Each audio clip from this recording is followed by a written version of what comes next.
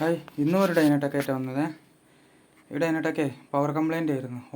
ഓണായിട്ട് കുറച്ച് നേരം വർക്ക് ചെയ്തിട്ട് പിന്നെ ചിലപ്പോൾ പെട്ടെന്ന് ഓഫാവും, പിന്നെ ഓണാവില്ല. അപ്പോൾ ഇത് റെഡി ആക്കിയിട്ടുണ്ട്. അപ്പോൾ റെഡി ആക്കിയത് വിഷയമൊന്നുമില്ല, പറഞ്ഞുതരാം.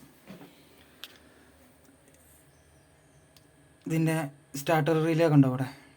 ഈ സ്റ്റാർട്ടർ റിലേൻ്റെ ഇരുത്തി 3 കപ്പാസിറ്റർ അത് കംപ്ലൈൻ്റ് ആയിരുന്നു. കാണിച്ചു തരാം. അത് 63 വോൾട്ടിൽ 100 UF വരിക കേട്ടോ. 3 കപ്പാസിറ്റർ. ആ 3 കപ്പാസിറ്ററിൽ ചെക്ക് ചെയ്യുന്നുണ്ടോ, ഏകദേശം കാണുന്നുണ്ടെന്ന് വിചാരിക്കുന്നു. ബൾജായിട്ടൊക്കെ ഉണ്ട്, വീർത്തിട്ടൊക്കെ ഉണ്ട്. അപ്പോൾ അതൊന്ന്. പിന്നെ ഇതിൻ്റെ ഒരു കംപ്ലൈൻറ്റ് ഉണ്ടായിരുന്നു. ആദ്യം ഈ കംപ്ലൈൻറ്റ് ഉണ്ടായിരുന്നു പറഞ്ഞിട്ടുണ്ടായിരുന്നു. അതായത് ബ്രിഡ്ജ് മോഡ് കൊടുക്കുന്ന സമയത്ത് കട്ടായി പോവുക. അപ്പോൾ ഈ ബ്രിഡ്ജ് മോഡിൻ്റെ സിഗ്നൽ വരുന്നത് 2 കപ്പാസിറ്റർ ഉണ്ടോ. അത് 25 വോൾട്ടിൽ 470 UF ആണ് തോന്നുന്നത്. മറ്റേ കപ്പാസിറ്ററുടെ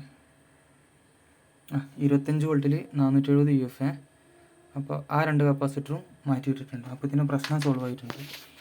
പിന്നെ അങ്ങനത്തെ പ്രശ്നങ്ങൾ വരാനുള്ള മെയിനായിട്ടുള്ളൊരു കാരണമേ ഈർപ്പൊക്കെ തട്ടിയിട്ട് തുരുമ്പ് കയറിയിട്ടും അങ്ങനെയൊക്കെ വിഷയങ്ങൾ വരുന്നുണ്ട്. അപ്പോൾ ഇലക്ട്രോണിക്സ് ഇപ്പോൾ നമ്മൾ പണ്ടൊക്കെ ഉപയോഗിക്കുമ്പോൾ നമ്മൾ തുണിയൊക്കെ മൂടിയിട്ടൊക്കെ ഉപയോഗിക്കുക. അതേമാതിരി എന്ത് ഇലക്ട്രോണിക്സ് വസ്തുക്കളാണെന്നുണ്ടെങ്കിലും മഴക്കാലമൊക്കെ വരുമ്പോഴേ ഒന്ന് ഭദ്രമായിട്ട് നല്ല തുണിയൊക്കെ ഇട്ട് മൂടിയിട്ടൊക്കെ ഒന്ന് ഉപയോഗിക്കാൻ ശ്രമിക്കുക. അപ്പോൾ വലിയ വലിയ കംപ്ലൈൻ്റ് ഒന്നും വരില്ല.